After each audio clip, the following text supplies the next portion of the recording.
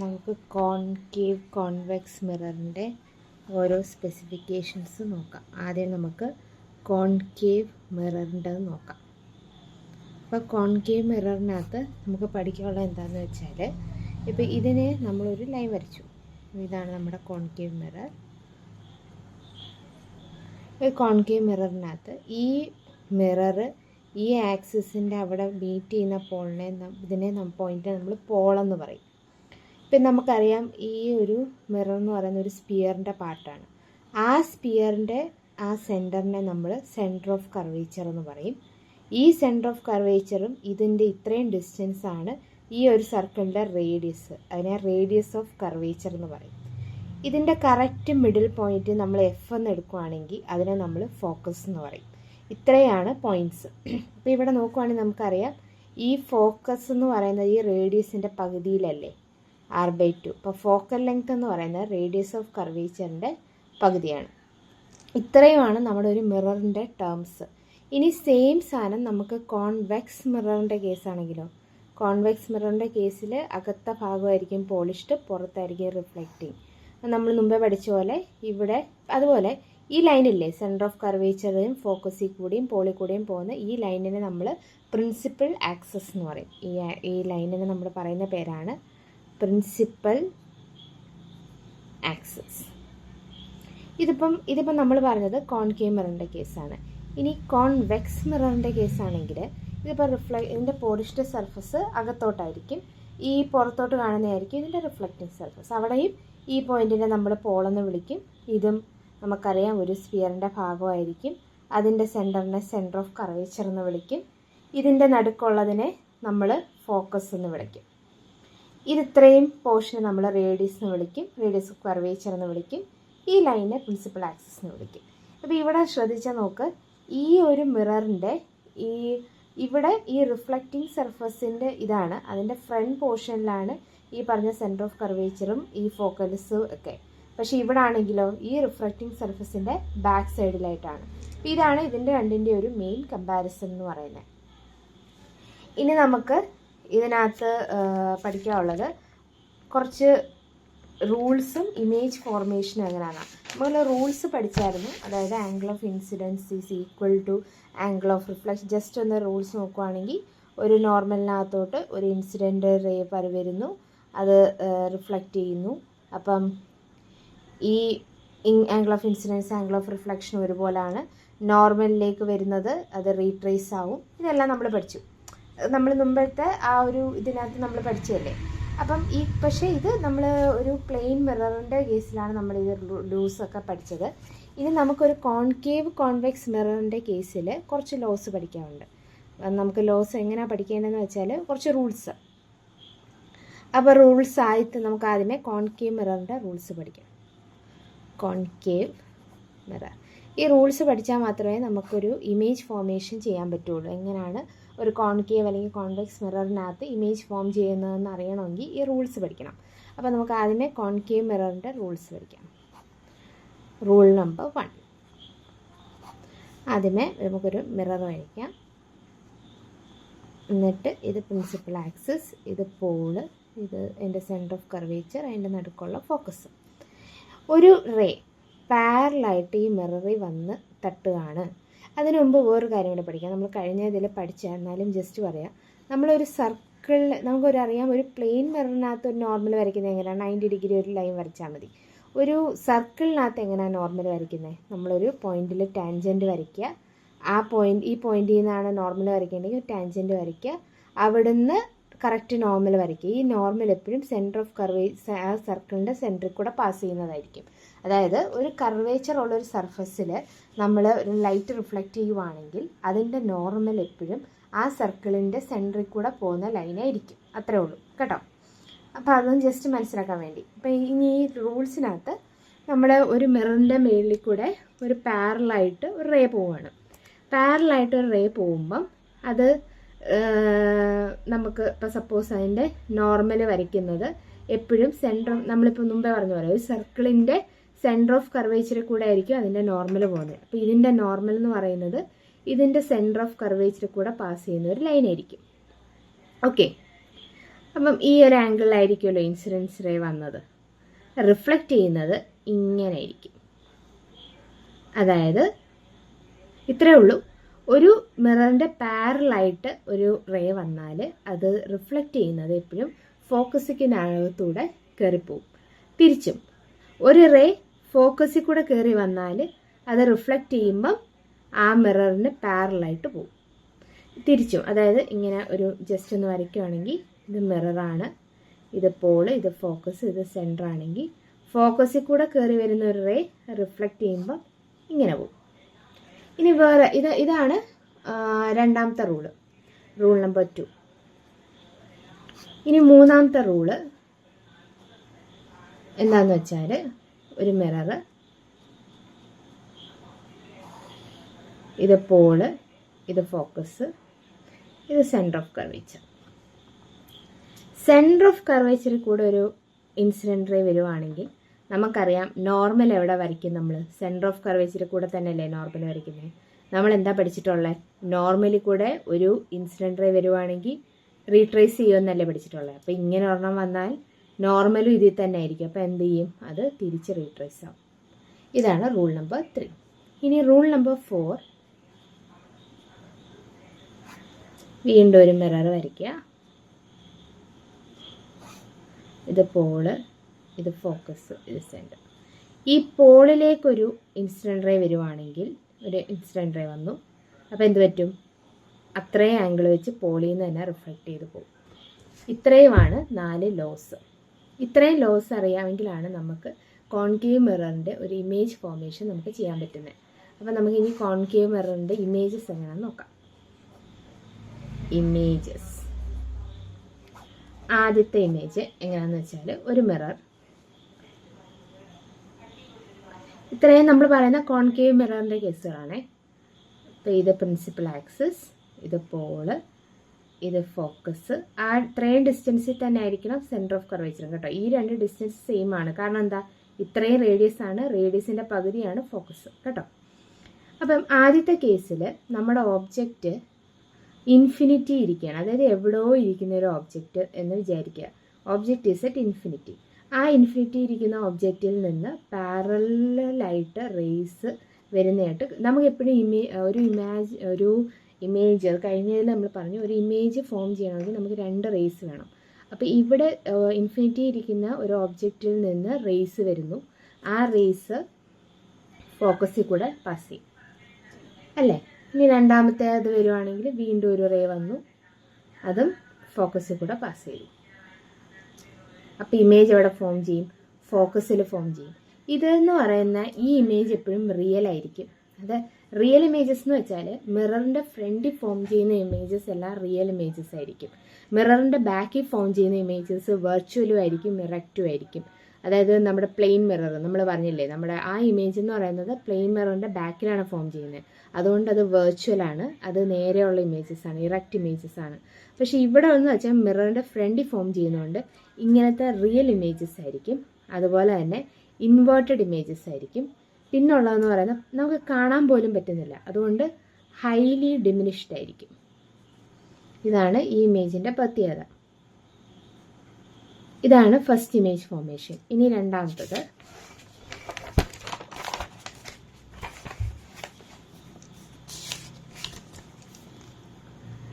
രണ്ടാമത്തെ ഇമേജ് എന്ന് പറയുന്നത്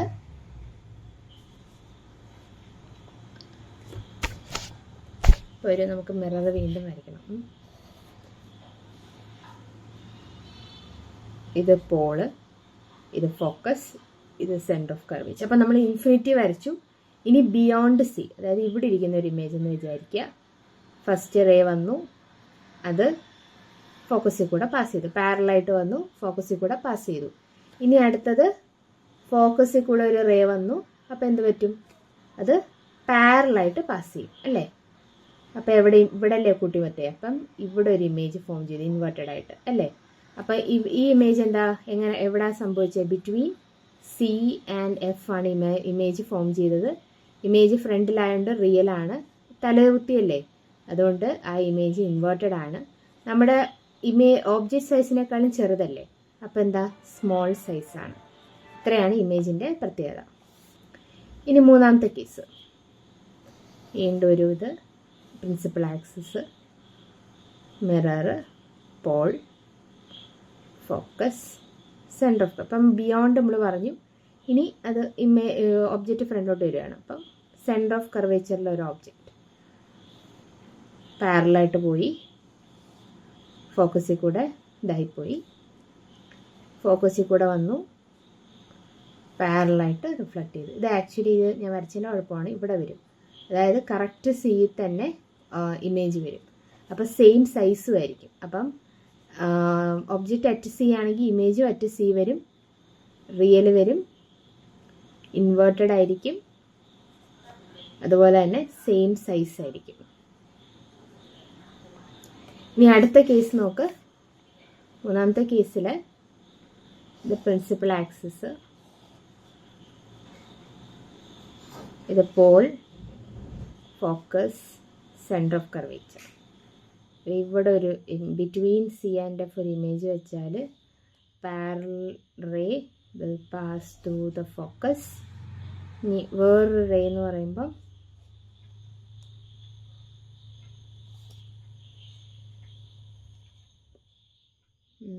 ഇങ്ങനെ ഇവിടുന്ന് ഫോക്കസിൽ നിന്ന് പാസ് ചെയ്യുന്ന റേ പാരലായിട്ട് ഇങ്ങോട്ടും പോകും.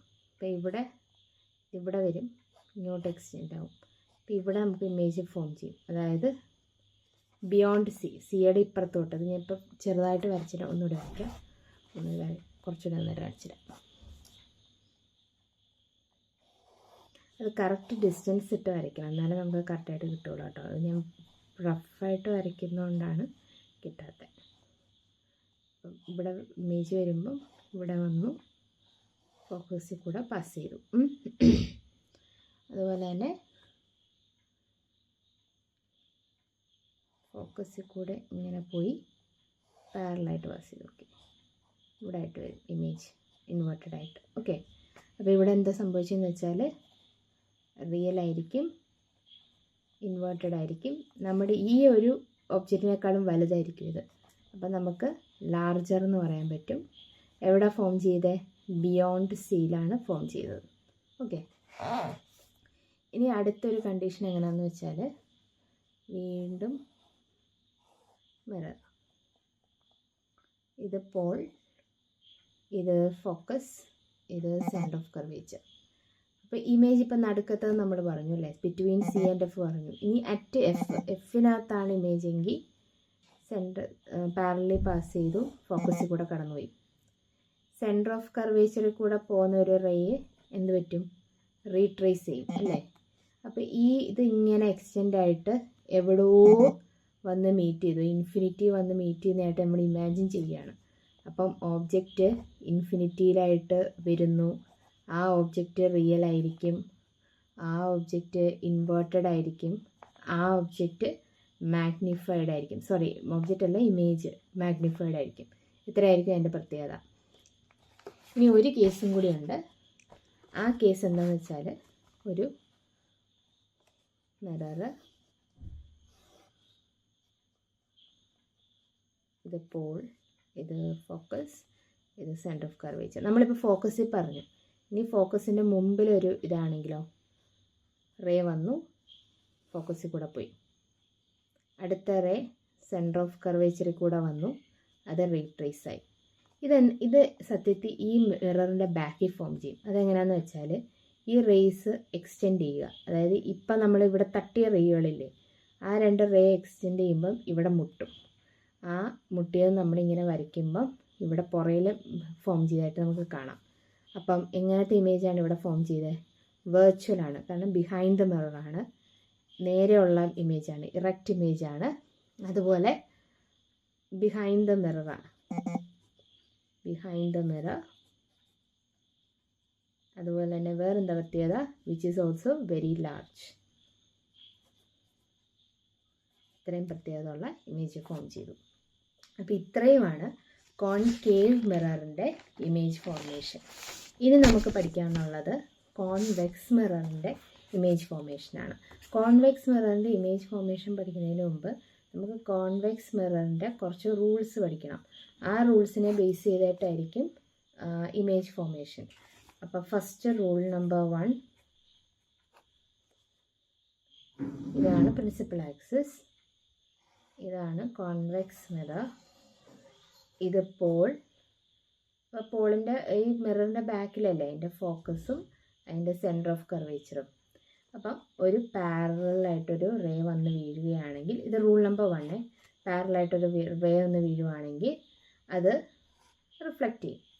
ആ റിഫ്ലക്റ്റ് ചെയ്യുന്നത് നമ്മൾ നേരത്തെ എന്താ പഠിച്ചത്, പാരലായിട്ടൊരു റേ വന്നാൽ ഫോക്കസിൽ കൂടെ കടന്നു പോകുന്നല്ലേ. ഈ റിഫ്ലക്റ്റഡ് റേയെ നമ്മൾ എക്സ്റ്റെൻഡ് ചെയ്താൽ ഫോക്കസിൽ കൂടെ കടന്നു പോകുന്നതായിട്ട് കാണാം. ഓക്കെ. റൂൾ നമ്പർ 2 എന്താണെന്ന് വെച്ചാൽ, സെയിം ഇത് ഒരു മിറർ വരയ്ക്കുക, ഫോക്കസ്, സെൻറ്റർ ഓഫ് കർവേച്ചർ, ഒരു റേ വന്നു, അതായത് ആ ഫോക്കസിൽ കൂടെ വന്നതുപോലെ നമുക്ക് തോന്നും, റീട്രേസ് ചെയ്ത് നോക്കിയാൽ. അങ്ങനെ വരുന്ന റേസ് റിഫ്ലക്റ്റ് ചെയ്യുന്നത് പാരലായിട്ട് പോകും. ഇതാണ് റൂൾ നമ്പർ 2. മറ്റേതിൻ്റെ സെയിം റൂൾ തന്നെ, ബിഹൈൻഡ് ദ മിററാണ്, ബാക്കിൽ കൂടി ഇങ്ങനെ എക്സ്റ്റെൻഡ് ചെയ്ത് നോക്കണമെന്ന് മാത്രമേ ഉള്ളൂ വ്യത്യാസം. മൂന്നാമത്തെ law, principal axis, this is the mirror, pole, focus, centre of curvature. ഒരു റേ വന്നു, അത് നമ്മൾ എക്സ്റ്റെൻഡ് ചെയ്ത് നോക്കുമ്പോൾ സെൻറ്റർ ഓഫ് കർവേച്ചർ കൂടെ വരുന്നതായിട്ടാണ് കാണുന്നത്. അങ്ങനെയാണെങ്കിൽ എന്ത് ചെയ്യും, അത് റീട്രേസ് ആവും, തിരിച്ച് റിഫ്ലക്റ്റ് ചെയ്ത് പോകും. ഓക്കെ. ഇനി നാലാമത്തെ റൂള് ഇതിനകത്ത് തന്നെ ഞാൻ കാണിക്കാം. നാലാമത്തെ റൂള്, അതായത് പോളിലോട്ട് വരുന്ന ഒരു ഇൻസിഡൻറ്റ് റേ അവിടുന്ന് തന്നെ റിഫ്ലക്റ്റ് ചെയ്ത് പോകും. കണ്ടോ, ഇതാണ് നാലാമത്തെ റൂള്. ഇത്രയും വെച്ചിട്ടാണ് നമ്മൾ ഇമേജസ് ഉണ്ടാക്കുന്നത്. അപ്പോൾ ഇതിൻ്റെ നമുക്ക് ഇമേജസ് നോക്കാം. ഇമേജസ്, ഫസ്റ്റ് ഇമേജ് എന്ന് പറയുന്നത് 2 കേസുകളേ ഉള്ളൂ കോൺവെക്സ് മിററിന്. അപ്പം ആദ്യത്തെ കേസിനകത്ത് ഇതൊരു പ്രിൻസിപ്പൽ ആക്സിസ് കോൺവെക്സ് മിറർ. കാരണം എന്തുകൊണ്ടെന്ന് വെച്ചാൽ മിററിൻ്റെ ഫ്രണ്ടിൽ വേറെ ഒന്നുമില്ല. അതായത് അടുത്ത് വെക്കുക ദൂരെ വെക്കുക, ആ ഒരു കേസല്ലേ ഉള്ളൂ. ബാക്കിലല്ലേ ഇതിൻ്റെ ഫോക്കസും അതുപോലെ തന്നെ കർവേച്ചറൊക്കെ. അപ്പോൾ മിററിൻ്റെ ബാക്കിൽ നമുക്ക് കൊണ്ടുപോയി വെക്കാൻ പറ്റില്ലല്ലോ ഒബ്ജക്റ്റ്. അതുകൊണ്ട് 2 കേസേ ഉള്ളൂ, ദൂരെ വെക്കുക അടുത്ത് വെക്കുക, അത്രേ ഉള്ളൂ. അപ്പോൾ ദൂരെ വെക്കുകയാണ്, അതായത് ഒബ്ജക്റ്റ് ഇൻഫിനിറ്റിയിലാണെങ്കിൽ ഒത്തിരി ദൂരമുള്ള ഏതോ ഒരു ഒബ്ജക്റ്റ് കുറേ ദൂരെ, അങ്ങനെയാണെങ്കിൽ അവിടുത്തെ ലൈറ്റുകൾ പാരലായിട്ട് ഇങ്ങനെ വരുന്നു എന്ന് വിചാരിക്കുമ്പോൾ അത് റിഫ്ലക്റ്റ് ചെയ്ത് പോകും. ആ റിഫ്ലക്റ്റ് ചെയ്യുന്നത് നമ്മൾ എക്സ്റ്റെൻഡ് ചെയ്ത് നോക്കുമ്പം ആ റിഫ്ലക്റ്റ് ചെയ്ത് പോകുന്നത് ഫോക്കസിൽ കൂടെ ആയിരുന്നു. അപ്പം മീറ്റ് ചെയ്യുന്നത് ഫോക്കസിലാണ് ഇമേജ് ഫോം ചെയ്യുന്നത്. നമുക്കറിയാം ബിഹൈൻഡ് ദ മിറർ ആയതുകൊണ്ട് എങ്ങനത്തെ ഇമേജ് ആയിരിക്കും, വെർച്വൽ ഇമേജ് ആയിരിക്കും, ഇറക്റ്റ് ഇമേജ് ആയിരിക്കും, അതുപോലെ തന്നെ ഹൈലി ഡിമിനിഷ്ഡ് ഇമേജ് ആയിരിക്കും. ഇനി രണ്ടാമത്തെ ഇമേജ് ഫോർമേഷൻ കേസ് എങ്ങനെയാണെന്ന് വെച്ചാൽ, ഇങ്ങനെ ഒരു ഇത് കോൺവെക്സ് മിറർ, ഇനി ഇവിടെയാണ് ഫോക്കസ്, ഇവിടെയാണ് സെൻറ്റർ ഓഫ് കർവേച്ചർ. ഓക്കെ. അപ്പോൾ ഇവിടെ ഒരു മിറർ നമ്മൾ ഒബ്ജക്റ്റിനെ വെക്കുമ്പം അത് നമ്മുടെ പാരലായിട്ട് അതിൽ നിന്നൊരു റേ വന്നു, അത് റിഫ്ലക്റ്റ് ചെയ്തു, നമ്മളിങ്ങനെ എക്സ്റ്റെൻഡ് ചെയ്യുമ്പോൾ ഫോക്കസിൽ കൂടെ പോകുന്നത് പോലെ കാണാം. ഓക്കെ. വീണ്ടും അതിൽ നിന്നൊരു റേ വന്നു, അതായത് സെൻറ്റർ ഓഫ് കർവേച്ചർ ഇങ്ങനെ വന്നു, നമ്മൾ എക്സ്റ്റെൻഡ് ചെയ്ത് നോക്കുമ്പോൾ അത് സെൻറ്റർ ഓഫ് കർവേച്ചറിൽ പോകുന്നത് പോലെ തോന്നാം, അത് റീട്രേസ് ചെയ്തു. ഇത് ജോയിൻ ചെയ്യുന്ന ഈ ഒരു പോയിന്റ് ഇല്ലേ, അവിടെ ഒരു കുഞ്ഞ് ഇമേജ് ഫോം ചെയ്യും. ആ ഇമേജ് എന്തായിരിക്കും, വെർച്വൽ ആയിരിക്കും, അതുപോലെ തന്നെ ഇറക്റ്റ് ആയിരിക്കും, ചെറിയ ഇമേജ് ആയിരിക്കും, അതുകൊണ്ട് ഡിമിനിഷ്ഡ് ഇമേജ് ആയിരിക്കും. ഓക്കെ. ഇനി അതുപോലെ ഇപ്പം നമ്മളിവിടെ ഇമേജ് ഫോംഡ് വിൽ ബി എന്തായിരിക്കും, ബിറ്റ്വീൻ പി ആൻഡ് എഫ് ആയിരിക്കും കേട്ടോ. ഇവിടെ image formed will be at F. ഇനി നമുക്ക് ഇമ്പോർട്ടൻ്റ് ആയിട്ടുള്ള സ്ഫെറിക്കൽ മിറേഴ്സിൻ്റെ ഒരു കൺസെപ്റ്റാണ് സയൻസ് പറയുന്നതിന് മുമ്പ് നമുക്ക് കാർട്ടീഷ്യൻ പ്ലെയിൻ എന്ന് പറയുന്ന ഒരെണ്ണം പഠിക്കണം. കാർട്ടീഷ്യൻ പ്ലെയിൻ എന്ന് പറയുമ്പോൾ ഒന്നുമില്ല, അതായത് ഇതാണ് കാർട്ടീഷ്യൻ പ്ലെയിൻ. ഇത് എക്സ് ആക്സിസ്, ഇത് വൈ ആക്സിസ്. ഇങ്ങോട്ടുള്ളത് വൈ പോസിറ്റീവ് ആയിരിക്കും, ഇങ്ങോട്ടുള്ള എക്സ് പോസിറ്റീവ്, ഇങ്ങോട്ടുള്ള എക്സ് നെഗറ്റീവ്, ഇങ്ങോട്ടുള്ള വൈ നെഗറ്റീവ്. ഇത് പോസിറ്റീവ് വൈ, ഇത് negative Y, positive X, negative X. അങ്ങോട്ടുള്ളതെല്ലാം പോസിറ്റീവ്, ഇങ്ങോട്ടുള്ളതെല്ലാം നെഗറ്റീവ്, അത്രേ ഉള്ളൂ. ഇപ്പം നമുക്കൊരു മിറർ ഇമാജിൻ ചെയ്യുകയാണെങ്കിൽ ഫസ്റ്റ് നമ്മൾ കേസ് പറയുന്നത് കോൺകേവ് മിറർ വെച്ചിട്ടാണ് ഞാൻ പറയാൻ പോകുന്നത്. അപ്പം കോൺകേവ് മിറർ ഇതിൻ്റെ സെൻറ്ററിനെ ഒറിജിൻ എന്ന് പറയും. അതിനെ ഒറിജിൻ എന്ന് പറയും. നമ്മൾ ഗ്രാഫ് വരയ്ക്കത്തില്ലേ, സെയിം സാധനം. ഇനി നമുക്കൊരു മിറർ നമ്മൾ ഇവിടെ ഇങ്ങനെ വരയ്ക്കുവാണെങ്കിൽ ഒരു ഇമേജ് വെച്ചാൽ ആ ഇമേജിൻ്റെ ഡിസ്റ്റൻസ് നമ്മളെല്ലാം ഈ ഒറിജിൻ, അതായത് ഇപ്പം മിററിൻ്റെ കേസിൽ പറയുകയാണെങ്കിൽ ഇത് വെക്കുമ്പോൾ എന്തായിരിക്കും, അതിനെ പി അല്ലെങ്കിൽ പോൾ എന്ന് പറയില്ലേ, പോളിൻ്റെ ഡിസ്റ്റൻസ് വെച്ചിട്ടാണ് നമ്മൾ ഡിസ്റ്റൻസ് കാൽക്കുലേറ്റ് ചെയ്യുന്നത്. അപ്പം ഡിസ്റ്റൻസ് ഓഫ് ദ ഓബ്ജക്റ്റ് എന്ന് പറയുന്നത് distance of the object from pole of the mirror. ഇങ്ങോട്ടായതുകൊണ്ട് എന്തായിരിക്കും, നെഗറ്റീവ് ആയിരിക്കും. അതായത് ഇങ്ങനെ ആലോചിച്ചാൽ മതി, മിററിൻ്റെ ലെഫ്റ്റ് സൈഡിലോട്ട് നെഗറ്റീവും റൈറ്റ് സൈഡിലോട്ട് പോസിറ്റീവും ആയിരിക്കും. അപ്പം ഒരു കോൺകേവ് മിററിൻ്റെ കേസിൽ നമ്മൾ ഇമേജ് ഫോർമേഷൻ പഠിച്ചപ്പം ഒരു ഒബ്ജക്റ്റ് വെക്കുന്നതെല്ലാം ലെഫ്റ്റ് സൈഡിലാണ്. അതുകൊണ്ട് ഒബ്ജക്റ്റിൻ്റെ ഡിസ്റ്റൻസിനെ നമ്മൾ യു എന്ന് പറയും. ഇത് ഒബ്ജക്റ്റ് ഡിസ്റ്റൻസ് ആണ്. ഇമേജ് ഉണ്ടാകുമ്പം വി എന്ന് പറയും. അതായത് ഇമേജ് എവിടെ ഉണ്ടാകുന്നോ ആ ഇമേജിൻ്റെ distance from the pole of the mirror is V, which is the image distance. Focal ലെങ്ത്തിനെ എഫ് എന്ന് പറയും. പിന്നെ ഹൈറ്റ് ഓഫ് ദ ഇമേജ്, പിന്നെ ഹൈറ്റ് ഓഫ് ദ ഓബ്ജക്റ്റ്. ഇത്രേ ഉള്ളൂ സാധനങ്ങൾ. ഇനി 2 കേസുകളുണ്ട്. അതായത് വി എപ്പോഴാണ് നെഗറ്റീവ് ആവുന്നത്, when the object is real. അതായത് ഈ ഓബ്ജക്റ്റ് ലെഫ്റ്റ് സൈഡിലാണ് ഇമേജ് കാണാൻ പറ്റുമോ, ലെഫ്റ്റ് സൈഡിലാണ് ഇമേജ് ഫോം ചെയ്യുന്നതെങ്കിൽ അതിൻ്റെ അർത്ഥം എന്താണ്, മിററിൻ്റെ ഫ്രണ്ടിലാണ് ഫോം ചെയ്യുന്നത്. മിററിൻ്റെ ഫ്രണ്ടിൽ ഫോം ചെയ്യുന്നതെല്ലാം വെർച്വലാണെന്ന് നമ്മൾ പറഞ്ഞിട്ടില്ലേ. ഇനി മിററിൻ്റെ ബാക്കിലാണെങ്കിലോ, ഈ ഭാഗത്താണെങ്കിൽ വി പോസിറ്റീവ് ആവും. അതിൻ്റെ അർത്ഥം എന്താ, ആ ഇമേജ് എന്ന് പറയുന്നത് വെർച്വലാണ്. മിററിൻ്റെ ഫ്രണ്ടിലാണെങ്കിൽ ഞാൻ മാറ്റി പറഞ്ഞു, മിററിൻ്റെ ഫ്രണ്ടിലാണെങ്കിൽ വി നെഗറ്റീവ് ആണ്, അതിൻ്റെ അർത്ഥം ഇമേജ് റിയൽ ആണ്.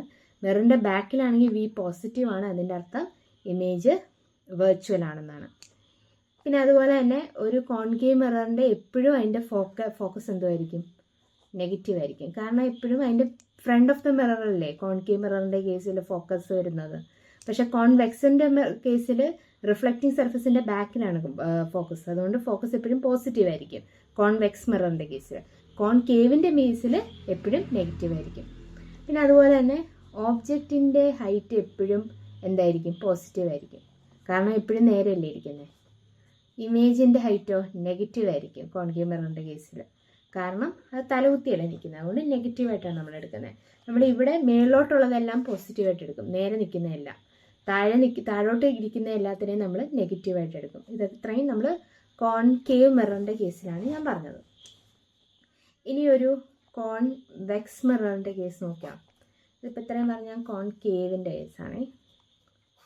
കോൺവെക്സിൻ്റെ കേസാണെങ്കിൽ നമ്മളിപ്പോൾ കോൺവെക്സ് മിറർ ഇങ്ങനെയല്ലേ നമ്മൾ ചെയ്യുന്നത്.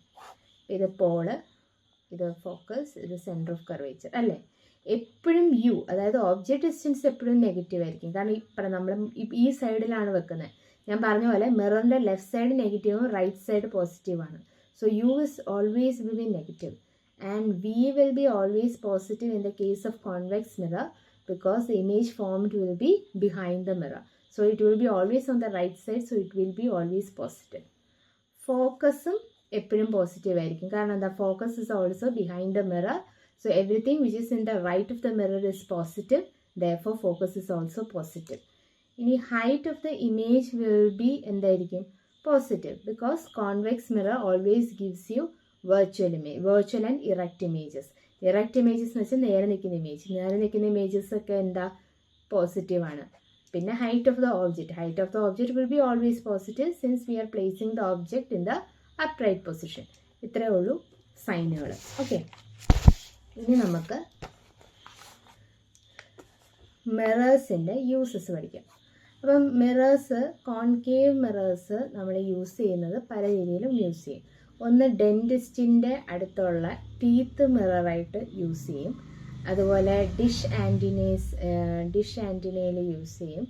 പിന്നെ യൂസ് ചെയ്യുന്നത് സോളാർ ഫർണസിൽ നമ്മൾ യൂസ് ചെയ്യും.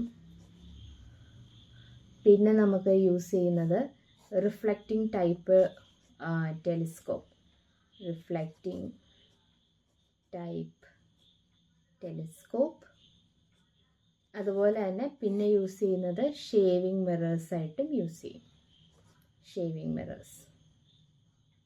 ഓക്കെ, അപ്പോൾ ഇതൊക്കെ എങ്ങനെയാണെന്ന് ഞാൻ ജസ്റ്റായിട്ട് ഒന്ന് പറഞ്ഞുതരാം. അതുപോലെ തന്നെ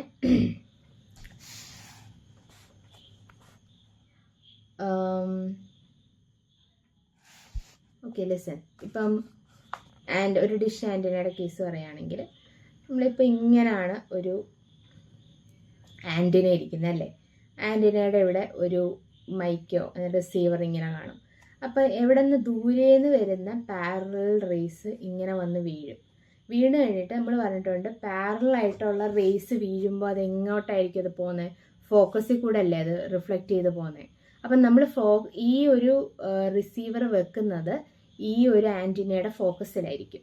അപ്പോൾ എന്താ സംഭവിക്കുന്നത് വെച്ചാൽ എത്ര പാരലൽ റേസ് വന്നാലും അത് തിരിച്ച് റിഫ്ലക്റ്റ് ചെയ്ത് പോകുന്നത് ആ ഫോക്കസിൽ കൂടെ ആകുമ്പോൾ ആ റിസീവറിന് ഈ സിഗ്നൽസ് കിട്ടും.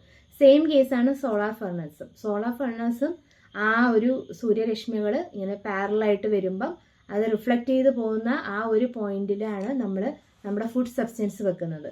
അപ്പോൾ ഫോക്കസിൽ വെക്കുമ്പോൾ എന്ത് പറ്റും? ആ ഒരു എല്ലാം കൂടി ഒരിടത്ത് ഇങ്ങനെ കോൺസെൻട്രേറ്റഡ് ആവും. അങ്ങനെ ഒരിടത്ത് കോൺസെൻട്രേറ്റഡ് ആകുമ്പോൾ അത് ചൂടായി കിട്ടും. അങ്ങനെ അല്ലെങ്കിൽ വേറൊരു കേസ് പറയുകയാണെങ്കിൽ ഇപ്പം ഈ ഷേവിങ് മിറേഴ്സായിട്ട് യൂസ് ചെയ്യുന്നത് നമ്മൾ കോൺകേവ് മിററിൻ്റെ ഒരു കേസ് പറഞ്ഞിട്ടുണ്ട്. എപ്പോഴാണ് concave mirror virtually erect images തരുന്നത്? ഫോക്കസിൻ്റെയും പോളിൻ്റെയും ഇടയ്ക്ക് നമ്മളൊരു ഇമേജ് വെക്കുമ്പം ഇങ്ങനെ ഒരു മിററിൻ്റെ ആ ഫോക്കസിൻ്റെയും പോളിൻ്റെ ഇടയിൽ വെക്കുമ്പോൾ നമ്മൾ എക്സ്റ്റെൻഡ് ചെയ്യുമ്പോൾ ബാക്കിലൊരു ഇമേജ് നമുക്ക് കിട്ടും. ഒബ്ജക്റ്റ് വെക്കുമ്പോൾ ഇമേജ് നമുക്ക് കിട്ടും അല്ലേ. അതായത് അപ്പോൾ എന്ത് ചെയ്യണം? ഈ ഷേവിങ് മിറേഴ്സ് അല്ലെങ്കിൽ ടീത്ത് മിറേഴ്സ് ആയിട്ട് ഇത് യൂസ് ചെയ്യുമ്പോൾ അതിൻ്റെ ഫോക്കൽ ലെങ്ത് കൂട്ടി വെക്കുമ്പോൾ നമ്മുടെ മുഖം, അതായത് ഇപ്പം ഒരു മിററിൻ്റെ ഫോക്കസ് നമുക്കറിയില്ല. അതുകൊണ്ട് എത്ര അടുത്ത് വെച്ചാലും നമ്മുടെ അതിൻ്റെ എൻലാർജ്ഡ് ഇമേജ് കിട്ടാൻ വേണ്ടി അവർ ഫോക്കൽ ലെങ്ത് കൂട്ടി വെച്ചിട്ടാണ് നമുക്ക് ഷേവിങ് മിറേഴ്സും ടീത്ത് മിറേഴ്സും ഒക്കെ ഉണ്ടാക്കുന്നത്. ഓക്കെ, ഇനി അതുപോലെ റിഫ്ലക്റ്റിംഗ് ടൈപ്പ് ടെലിസ്കോപ്പ് എങ്ങനെയാണ് വർക്ക് ചെയ്യുന്നതെന്ന് വെച്ചാൽ ഇപ്പം ഇങ്ങനെ ഒരു എനിക്ക് വരയ്ക്കാറില്ല, വെറുതെ വരയ്ക്കുകയാണെ. ഇങ്ങനെ ഒരു ടെലിസ്കോപ്പ്. അപ്പോൾ ആ ഒരു ഡിസ്റ്റൻ്റ് ആയിട്ടൊരു സ്റ്റാറിൽ നിന്ന് പാരലൽ റേസ് ഇതിനകത്തോട്ട് വരും. ഇതിനകത്തോട്ട് വന്നിട്ട് ഇവരിവിടെ ഒരു കോൺകേവ് മിറർ വെച്ചേക്കും. അപ്പോൾ ഈ പാരലായിട്ട് വരുന്നതിനെ ഇവിടെ ഒരു ഫോക്കസിൻ്റെ അവിടെ ഒരു മാഗ്നിഫൈയിങ് പീസ് വെക്കും. അപ്പം ഈ കോൺകേവ് മിററിൽ തട്ടി ഈ ഫോക്കസ് ഇപ്പം റേസ് ഫോക്കസിൽ കൂടെ തിരിച്ച് പാസ് ചെയ്യുന്നത്, ഈ ഫോക്കസിൽ കൂടെ പാസ് ചെയ്യുമ്പം ഈ ഒരു മാഗ്നിഫൈയിങ് സാധനത്തിനകത്തായിട്ട് ഈ ഒരു റേസ് കോൺസെൻട്രേറ്റ് ചെയ്ത് തട്ടും. അതായത് പാരലായിട്ട് വരുന്നതിനെ അത് ഫോക്കസിലോട്ട് റീഡയറക്റ്റ് ചെയ്യും. ആ ഫോക്കൽ പോയിന്റിൽ ഒരു മാഗ്നിഫൈയിങ് സാധനം വെക്കും. അപ്പോൾ ആ ഒരു സാധനത്തിന് നമ്മളിവിടെ ഐ പീസ് വെച്ച് കാണും. അപ്പോൾ ഈ സ്റ്റാറിനെ നമുക്ക് മാഗ്നിഫൈ ചെയ്ത് കാണാൻ പറ്റും. അങ്ങനെയാണ് റിഫ്ലക്റ്റിംഗ് ടെലിസ്കോപ്പുകൾ യൂസ് ചെയ്യുന്നത്. ഇനി നമുക്ക് അടുത്തത്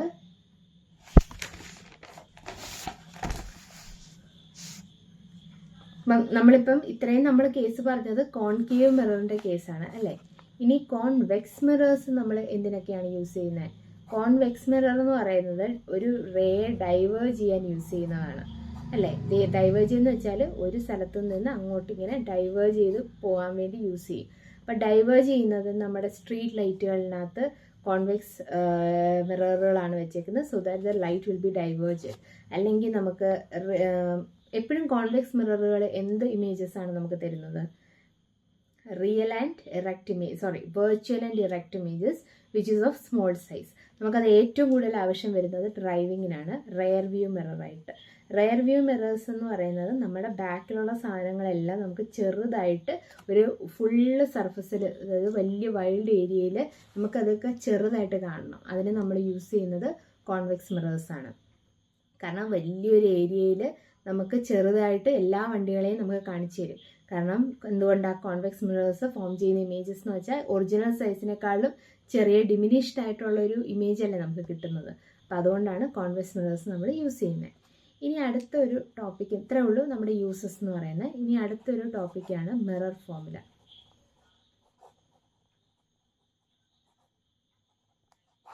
മിറർ ഫോർമുല എന്ന് പറയുന്നത് നമുക്കറിയാം, ഒബ്ജക്റ്റിൻ്റെ ഡിസ്റ്റൻസിനെ നമ്മൾ യു ആയിട്ട് എടുത്തു, ഇമേജിൻ്റെ ഡിസ്റ്റൻസിനെ നമ്മൾ വി ആയിട്ട് എടുത്താൽ one by focal length is equal to 1/ഇമേജിൻ്റെ ഡിസ്റ്റൻസ് പ്ലസ് 1 ബൈ ഓബ്ജക്റ്റിൻ്റെ ഡിസ്റ്റൻസ്. ഇതിനെയാണ് നമ്മൾ മിറർ ഫോർമുല എന്ന് പറയുന്നത്. ഇത് രണ്ട് കേസിലും ഉണ്ട്. അതായത് കോൺകേവ് മിററിനും ഇത് ബാധകമാണ്, കോൺവെക്സ് മിററിനും ഇത് ബാധകമാണ്. ഇതിനെയാണ് മിറർ ഫോർമുല എന്ന് പറയുന്നത്. ഇനി അടുത്തതെന്ന് പറയുന്നത് ലീനിയർ മാഗ്നിഫിക്കേഷൻ. ഇത് കുറച്ച് ടേംസുകളാണ്. ലീനിയർ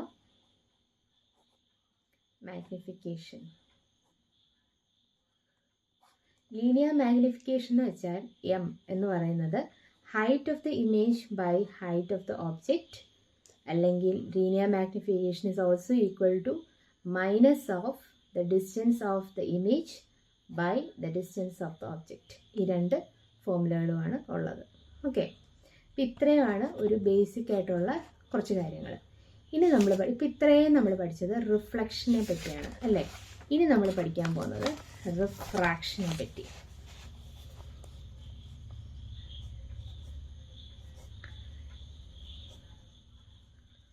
റിഫ്രാക്ഷൻ ഓഫ് ലൈറ്റ് അല്ലെങ്കിൽ ബെൻഡിങ് ഓഫ് ലൈറ്റ് എന്നാണ് റിഫ്രാക്ഷൻ ഓഫ് ലൈറ്റിനെ പറയുന്നത്. ഇനി ഇതിനൊരു ചെറിയൊരു എക്സാമ്പിൾ പറയുകയാണെങ്കിൽ, നമ്മളൊരു എനിക്ക് ശരിക്കും വരയ്ക്കാൻ അറിയില്ല, സോ ഉള്ളത് വെച്ചിട്ട് നോക്കുവാണെങ്കിൽ, അപ്പോൾ സപ്പോസ് ഒരു ടംബ്ലറിനകത്തേക്ക് നമ്മളൊരു സ്ട്രോ ഇട്ടു. ആ സ്ട്രോ വെള്ളമുള്ള ടംബ്ലറിനകത്തേക്ക് സ്ട്രോ ഇട്ടു. പക്ഷെ നമ്മൾ പുറത്തുനിന്ന് നോക്കുവാണെങ്കിൽ ഈ ഒരു സ്ട്രോ നമുക്ക് കുറച്ച് ബെൻഡഡ് ആയിട്ടേ നമുക്ക് കാണാൻ പറ്റുള്ളൂ. നമ്മൾ ട്രൈ ചെയ്ത് നോക്കുക. അപ്പോൾ അതായത് ഇങ്ങനെ ചെറിയൊരു ബെൻഡ് കാണും ആ സ്ട്രോയ്ക്കകത്ത്. സത്യത്തിൽ ആ സ്ട്രോ ബെൻഡായതല്ല. ഇത് എന്തുകൊണ്ടാണ് ഇത് സംഭവിക്കുന്നതെന്ന് വെച്ചാൽ, ഇപ്പം ഞാൻ വീണ്ടും അത് വരച്ച് കാണിക്കുകയാണെങ്കിൽ, നമ്മളിങ്ങനെ ഒരു ടംബ്ലർ, അതിനകത്ത് വെള്ളമുണ്ട്. ഓക്കെ, ഇത് സത്യത്തിലുള്ള സ്ട്രോ ഇതാണ്. പക്ഷെ എന്താ സംഭവിക്കുന്നതെന്ന് പറയുന്നത്, ഈ പുറത്തുനിന്നുള്ള നമ്മളിപ്പോൾ ഇവിടുന്നാണ് നമ്മൾ നോക്കുന്നതെന്ന് വെച്ചാൽ, നമ്മുടെ കണ്ണാണ് ഇവിടുന്നാണ് നമ്മൾ നോക്കുന്നത്. അപ്പോൾ നമ്മൾ നോക്കുമ്പോൾ ഇവിടുന്ന് ഇങ്ങനെ ലൈറ്റ് പോവും. ലൈറ്റ് പോയി അത് റിഫ്ലക്റ്റ് ചെയ്യില്ലേ. റിഫ്ലക്റ്റ് ചെയ്യുമ്പം ഇവിടുന്ന് തിരിച്ച് വരുന്ന ലൈറ്റുകൾ നമ്മുടെ കണ്ണിലെത്തുമ്പം ഇത് വാട്ടർ കഴിഞ്ഞ് കഴിയുമ്പം ഇത് ചെറുതായിട്ടൊന്ന് വളയും, ബെൻഡാവും. കാരണം നമ്മൾ ഒരു എയറിൽ നിന്ന് വാട്ടറിലേക്കോ അല്ലെങ്കിൽ വാട്ടറിൽ നിന്ന് എയറിലേക്കോ പോവുക എന്ന് പറയുന്ന രണ്ട് മീഡിയമാണ് എയർ വാട്ടർ എന്ന് പറയുന്നത്. ഈ രണ്ട് മീഡിയത്തിൽ കൂടെ നമ്മുടെ ലൈറ്റ് പാസ് ചെയ്യുമ്പം ആ ലൈറ്റിനൊരു ബെൻഡ് സംഭവിക്കും ആ ബൗണ്ടറി വെച്ചിട്ട്. ആ ബെൻഡിന് കാരണമാണ് നമ്മുടെ ഈ സ്ട്രോ നമുക്ക് കുറച്ച് വളഞ്ഞതായിട്ട് തോന്നുന്നത്. അപ്പോൾ സ്ട്രോ വളഞ്ഞത് മാത്രമല്ല, നമ്മളിപ്പോൾ ഉപ്പിലിട്ട് എന്തെങ്കിലും ഒരു സാധനം എൻലാർജായിട്ട് തോന്നുന്നതോ, അല്ലെങ്കിൽ കുറച്ചും കൂടി ഒരു കോയിൻ, വെള്ളത്തിൽ കിടക്കുന്ന കോയിൻ കുറച്ചുകൂടി മേളിലോട്ട് ആണെന്നുള്ളൊരു ഫേക്കായിട്ടുള്ള ഒരു ഇല്യൂഷന് കാരണം ഈ ബെൻഡിങ് ഓഫ് ലൈറ്റാണ്. ഈ ബെൻഡിങ് ഓഫ് ലൈറ്റിനെയാണ് നമ്മൾ റിഫ്രാക്ഷൻ എന്ന് പറയുന്നത്. അതായത് സിമ്പിളായിട്ട് പറയുകയാണെങ്കിൽ, ഇങ്ങനെ ഒരു എയർ എന്ന് പറയുന്ന ഒരു മീഡിയം, ഒരു വാട്ടർ എന്ന് പറയുന്ന ഒരു മീഡിയം, ഇവിടെ ഒരു നോർമലുണ്ട്. ഒരു ഇൻസിഡൻ്റ് ആയിട്ട് ഒരു ലൈറ്റ് വന്ന് വീഴുമ്പം ആ ലൈറ്റ് സത്യത്തിൽ പോകേണ്ട പാത്ത് ഇതാണ്, പക്ഷെ അത് പോകുന്നത് കുറച്ച് ബെൻഡായിട്ടായിരിക്കും. ഇത് ആർ. ഈ ബെൻഡിങ് എന്ന് പറയുന്നത് ഇങ്ങനെയും സംഭവിക്കാം, ദൂരോട്ടും മാറാം. അപ്പം അത് രണ്ട് കേസുണ്ട്, ഞാൻ പറഞ്ഞുതരാം. ഇപ്പം ഇത് അടുപ്പിച്ച്, അതായത് നോർമലിനോട് ചേർന്ന് ഇത് ബെൻഡ് ആവുള്ളൂ. അപ്പം ഈ ബെൻഡിനെയാണ് നമ്മൾ റിഫ്രാക്ഷൻ എന്ന് പറയുന്നത്. ഇത് കംപ്ലീറ്റ്ലി ഡിഫറെൻറ്റ് ഫ്രം റിഫ്ലക്ഷനാണ്. ഇനി ഇതെന്തുകൊണ്ടാണ് സംഭവിക്കുന്നത്? Because speed of light is different in different medium.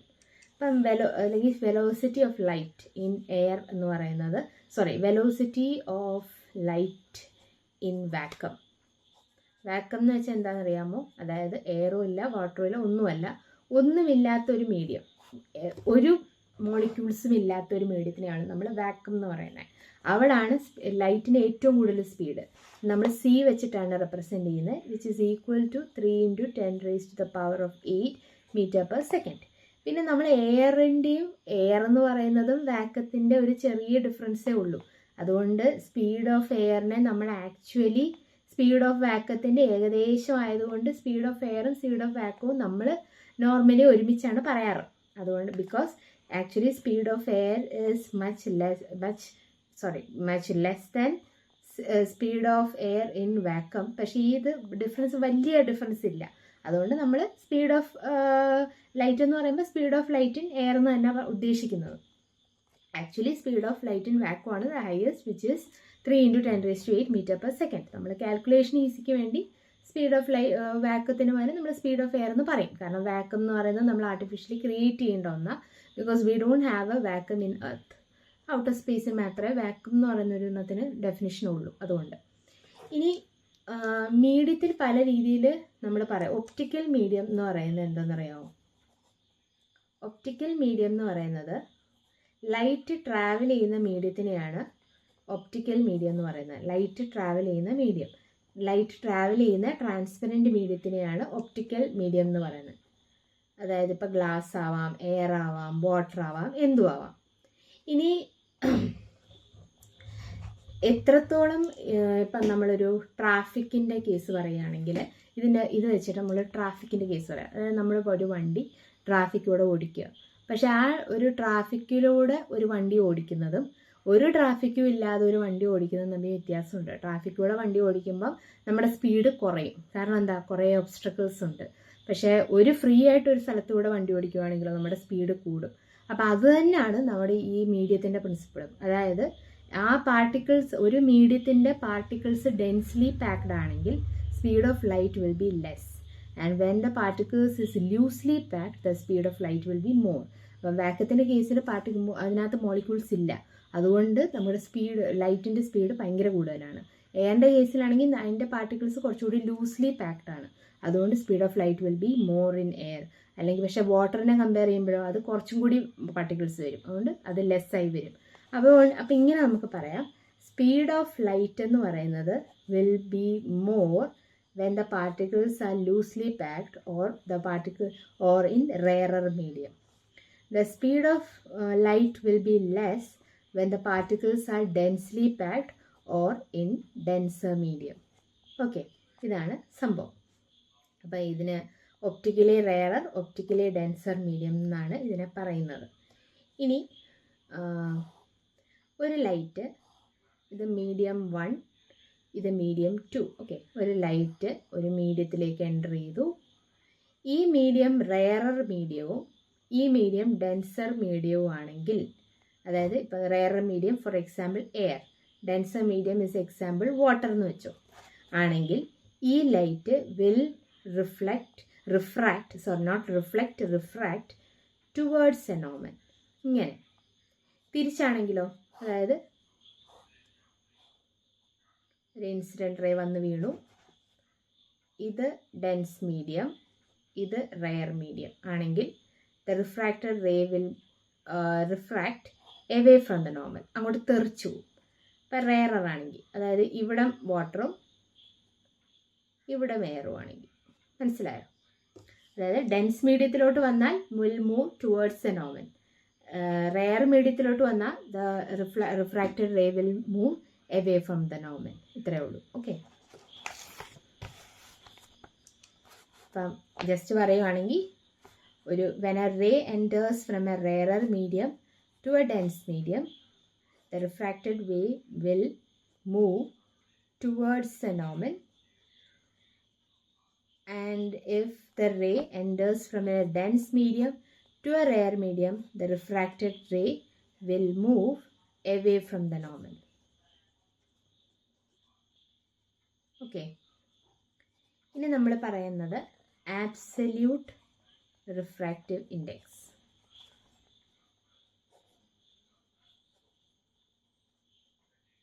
എന്താണ് absolute refractive index? Is N ആയിട്ടാണ് നമ്മൾ റെപ്രസെൻറ്റ് ചെയ്യുന്നത്. It is the ratio of speed of light in vacuum to the speed of light in a medium.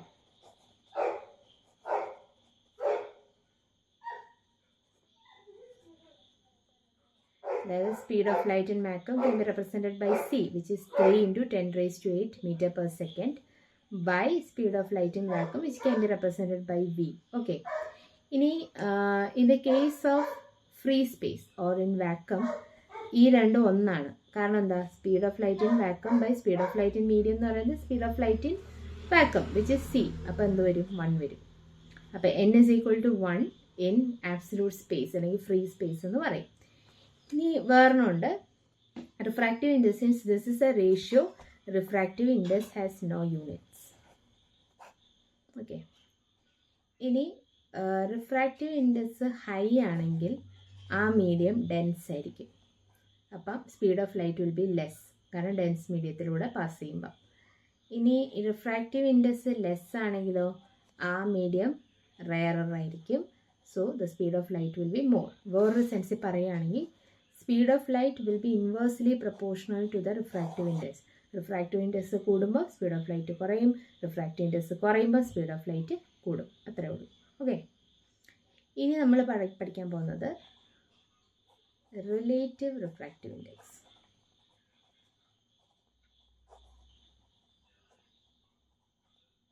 Relative refractive index എങ്ങനെയാണ് പറയുന്നതെന്ന് വെച്ചാൽ, refractive index of medium 1 with respect to medium 2 is equal to refractive index of medium 2 by refractive index of medium 1. ഈ refractive ഇൻഡെക്സിനെ നമുക്ക് എങ്ങനെ represent ചെയ്യാം? C by V എന്ന് represent ചെയ്തൂടെ? So this will be C by V2 by C by V1 which is equal to V1 by V2. അപ്പം നമുക്ക് ഇങ്ങനെ എഴുതാം, N2 by N1 is equal to V1 by V2. ഇതൊരു ഫോർമുലയാണ്. Okay, ഇനി തിരിച്ചാണെങ്കിലോ, refractive index of second medium with respect to first medium is equal to N1 by N2. ഇതുപോലെ എഴുതാം, അതായത് which is equal to C by V1 by C by V2 which is equal to V2 by V1. അല്ലെങ്കിൽ നമുക്ക് എങ്ങനെ എഴുതാം, N1 by N2 is equal to V2 by V1. Okay, തിരിച്ചും മറിച്ചും. അപ്പം ഇത്, അതായത് ഇതിൻ്റെ റെസിപ്രോക്കൽ അല്ലേ ഇത്. അപ്പം നമുക്ക് വേറെ രീതിയിൽ എങ്ങനെ എഴുതാം, first refractive index of first medium with respect to second medium is inversely proportional to, അതായത് റെസിപ്രോക്കലാണ്, തിരിച്ച്. കണ്ടോ, അത്രേ ഉള്ളൂ. അതായത് തിരിച്ചും മറിച്ചും അത്രേ ഉള്ളൂ. ഇത് നോക്കിയാൽ മതി, 2ഉം 1ഉം 1 2 1 2 2 1. കണ്ടോ, അതെന്തുകൊണ്ട് ഇങ്ങനെ വന്നതെന്നറിയോ? ഇത് റെസിപ്രോക്കലായുണ്ട്. ഇതന്നെയാണ് റിലേറ്റീവ് റിഫ്രാക്റ്റീവ് ഇൻഡെക്സ് എന്ന് പറയുന്നത് കേട്ടോ. ഇനി നമുക്ക് പഠിക്കാൻ പോകുന്നത്, നമ്മൾ ലോസ് ഓഫ് റിഫ്ലക്ഷൻ പഠിച്ചു അല്ലേ? ഇനി നമുക്ക് ലോസ് ഓഫ് റിഫ്രാക്ഷൻ പഠിക്കാം. Laws of refraction. Laws of റിഫ്രാക്ഷനകത്ത് പഠിക്കാൻ എന്താണെന്ന് വെച്ചാൽ, ഒരു പ്ലെയിൻ, ഇത് ഫസ്റ്റ് മീഡിയം, ഇത് സെക്കൻഡ് മീഡിയം. ഫസ്റ്റ് മീഡിയത്തിൻ്റെ റിഫ്രാക്റ്റീവ് ഇൻഡെക്സ്, സെക്കൻഡ് മീഡിയത്തിൻ്റെ റിഫ്രാക്റ്റീവ് ഇൻഡെക്സ്. ഇത് നോർമൽ, ഒരു ഇൻസിഡൻറ്റ് റേ വന്ന് വീണു, അത് റിഫ്രാക്റ്റ് ചെയ്ത് പോയി R. ഓക്കെ, ഇതെല്ലാം ഒരു പ്ലെയിനിലായിരിക്കും. അതാണ് ഫസ്റ്റ് ലോ. അതായത് the incident ray, the normal and the refracted ray will be all on the same plane. അതാണ് ഫസ്റ്റ് ലോ. ഇനി സെക്കൻഡ് ലോ എന്താണെന്ന് വെച്ചാൽ, the refractive index of the second medium with respect to the first medium is equal to sin I by sin R. ഇതിനെ നമ്മൾ Snell's law of refraction എന്ന് പറയും. Snell's law of refraction. Sine എന്ന് പറയുന്നത് നമ്മൾ maths ഞാൻ videos ഇടാം, അപ്പം നിങ്ങൾക്ക് കുറച്ചും കൂടി മനസ്സിലാവും സൈൻ എന്താണെന്ന്. ഇപ്പം തൽക്കാലം ഇങ്ങനെ പഠിച്ചാൽ മതി. അതായത് സൈനിൻ്റെ സൈൻ ഓഫ് ഐ എന്ന് പറയുന്ന സാധനം, സൈനിൻ്റെ വാല്യൂ 0 ആണെങ്കിൽ, 0 ഡിഗ്രി ആണെങ്കിൽ സൈൻ 0 എന്ന് പറയുന്നത് 0. 30 degree, sine 30 degree is 1/2. Sine 45 degree is 1/√2. Sine 60 degree is √3/2 and sine 90 degree is 1. ഈ sine I by sine R will always be a constant in case of refraction. ഇതെങ്ങനെയാണ് മനസ്സിലാവുന്നതെന്ന് വെച്ചാൽ, if ഈ രണ്ട് സംഭവിക്കുന്നത് മീഡിയം, അതായത് നമ്മളിപ്പോൾ മീഡിയം മാറ്റുന്നില്ലെങ്കിൽ, ഞാൻ ഇപ്പോൾ പറഞ്ഞുതരാം. അതായത് ഒരു ആംഗിളിൽ വന്ന് ഇൻസിഡൻറ്റ് ആയി, θ1 എന്ന് പറയുന്ന ഒരു ആംഗിളിൽ, ഇപ്പം ഒരു ഇങ്ങനെ ഞാൻ പറയുകയാണെങ്കിൽ, θ1 ആംഗിളിൽ വന്ന് ഇൻസിഡൻ്റ് ആയി, θ2 ആംഗിളിൽ റിഫ്രാക്റ്റഡ് ആയിപ്പോയി. ഓക്കെ, അപ്പോൾ സൈൻ θ1 ബൈ സൈൻ θ2 2ഉം വിൽ ബി ഈക്വൽ ടു വേറൊരു ആംഗിളിൽ വന്ന് റിഫ്രാക്റ്റ് ചെയ്തു θ2ൽ, അത് വേറൊരു ആംഗിൾ റിഫ്രാക്റ്റഡ് ആയിപ്പോയി θ3. അപ്പം it will be equal to sin, അതായത് ഇവിടെ തന്നെ പറയുന്നില്ല. ഇപ്പം ഇത് മനസ്സിലായല്ലോ. അതായത് ഒരു ആംഗിളിൽ വന്ന് θ1 എന്ന് പറയുന്ന ഒരു ആംഗിളിൽ ഇൻസിഡൻസ് ചെയ്തു, θ2 എന്ന് പറയുന്ന ഒരു ആംഗിൾ റിഫ്രാക്റ്റഡ് ആയിപ്പോയി.